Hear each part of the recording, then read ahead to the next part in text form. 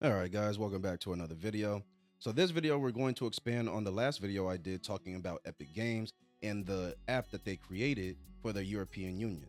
It looks like in the process of getting that app approved by Apple to be allowed to be used on their devices, Apple rejected them a couple times, maybe more than that. So in this video, we're going to explore that and why Epic clapped back at them for rejecting their app submission. So just a quick recap for those who haven't seen the last video. Epic Games, which, owner of Unreal Engine, Epic Games, they decided to take advantage of the Digital Markets Act law that was passed in the European Union as of 2 to 3 years ago, which basically forces companies such as Apple and, I want to say mainly Google, but companies that leverage Android software to basically no longer be gatekeepers when it comes to the app stores and the third-party apps that people can use to download any type of content, primarily video games and things like that. So Epic Games decided to put their bid into that market and to create their own mobile third-party app called Epic Games Store Mobile.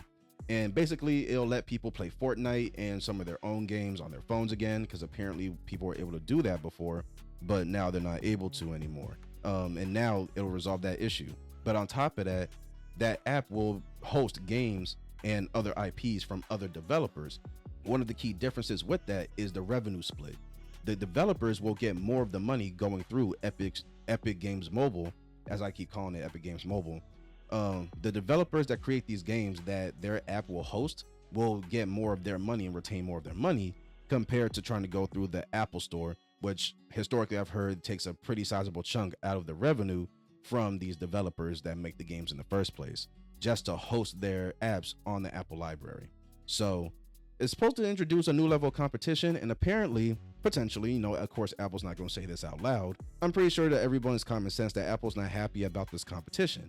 So they have rejected the application submission that they need to get that Epic needs to get approval from Apple to allow that app to be hosted on their devices. And of course, Apple has rejected their submission multiple times. Now I'm going to read it directly here, but according to Epic, Apple supposedly denied Epic's submission multiple times just because the design and position of Epic's install button is too similar to the way that Apple does it. Also, their in-app purchases label is too similar to the App Store's in-app purchases button as well. Now, I will admit, I didn't do like a whole day's worth of research on this. I checked a few different articles and a few different sources, different websites and whatnot. And from my research, it looks like that was literally the only reason. Like, it's the pettiest reason that Apple rejected Epic Games multiple times because their buttons were too similar to the buttons that Apple already uses in their own app store. Yeah, it seems like there was nothing else that they had to say. So in response to, the outrage and just out of just frustration, the CEO of Epic Games, Tim Sweeney, responds to Apple and states that Apple is attempting to hinder the competition as the reasons for the denial were arbitrary, meaning essentially random for those who don't know, were arbitrary and obstructive. Epic also stated that it's using the same install and in-app purchases naming conventions that are used on multiple different popular app stores and platforms.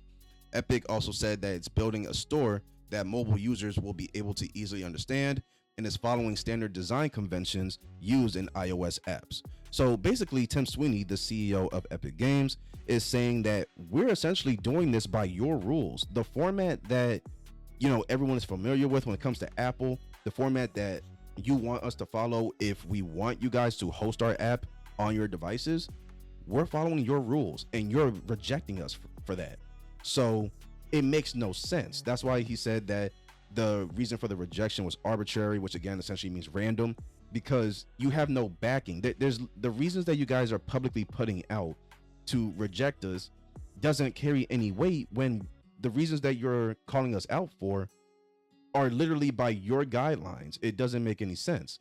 So, that was, so to say, Epic's little bit of a clapback, which it ultimately worked, because ultimately Apple did end up finally accepting and pushing through the app submission for Epic. So now European Apple customers will be able to download Epic Games Store Mobile on their devices and will be able to play Fortnite and any other Epic games, as well as games hosted from third-party developers through the app And like I said, those developers will be getting paid much prettier than they would hosting their games on the App Store.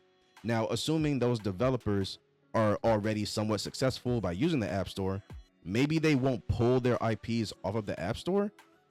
But at the same time, it, because you can look at it as wider reach, potentially more money.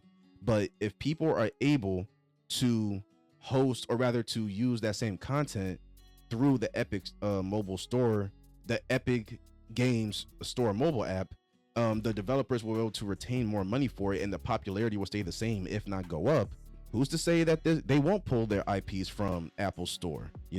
That again, this introduces a certain layer of competition, and maybe to a degree some complexity that Apple doesn't look forward to. And most people have come to the conclusion that that's the real reason why they rejected Epic Games submission multiple times. But I want to know your guys' thoughts. Let me know in the comment section below. What's your opinion on this? Do you think it's going to be a positive change? Do you think Apple's going to, restructure or adapt to the situation? Or do you think they have no choice but to kind of just sit back and let everything play out as it naturally will? And ultimately, maybe it'll introduce another side to the market when it comes to these third-party apps, where people will be able, these different companies will be able to put out their games through their own proprietary apps, while also hosting third-party game developer, IPs on their apps. Maybe it'll lead to a situation where, like, say Epic Games could strike a deal with a particularly popular developer so that their IPs has to be hosted exclusively on Epic's third-party app, but in return, that developer gets paid a much bigger bag. It could lead to a few things. I could see this going a couple different ways. So let me know your guys' thoughts and opinions in the comment section below, as well as general just feedback and comments. I'll see you guys in the next video. Later.